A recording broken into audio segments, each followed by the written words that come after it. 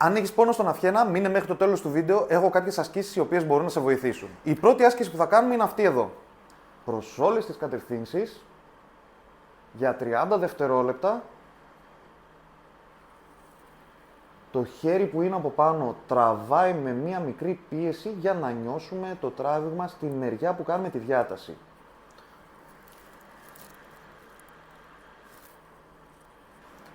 Η δεύτερη άσκηση που θα κάνουμε δεν έχει μεγάλη διαφορά, έχει όμως μία βασική.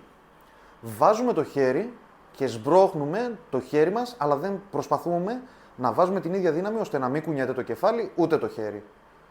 Προς όλες τις κατευθύνσεις και πάλι, για 30 δευτερόλεπτα ή κάθε άσκηση, το λιγότερο 2 φορές την ημέρα.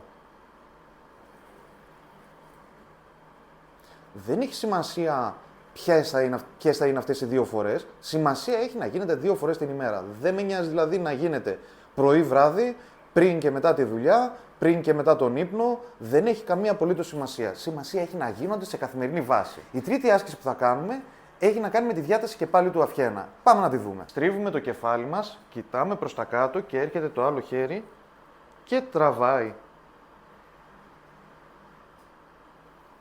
Και από την άλλη τη μεριά.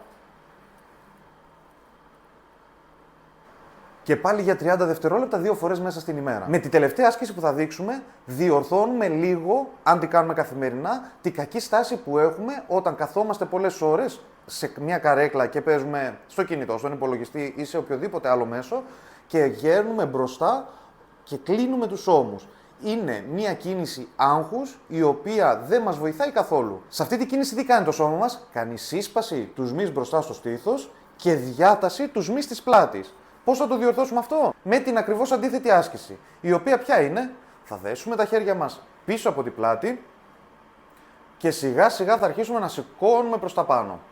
Δεν έχει σημασία αν το πας πιο ψηλά ή πιο χαμηλά. Σημασία έχει να νιώθεις το τράβηγμα μπροστά στο στήθος. Μην ξεχάσεις, αν σου αρέσουν τα βιντεάκια μου, να κάνεις μια εγγραφή στο κανάλι μου, να με ακολουθείς στα υπόλοιπα social media που link και αυτά θα βρεις στο προφίλ μου, κάτω από την εικόνα προφίλ, αλλά και κάτω από αυτό το βίντεο που βλέπεις στα σχόλια. Και επίσης μην ξεχάσεις να μου γράψεις ένα σχόλιο με το ποιο θα ήθελες εσύ να είναι το επόμενο βίντεο που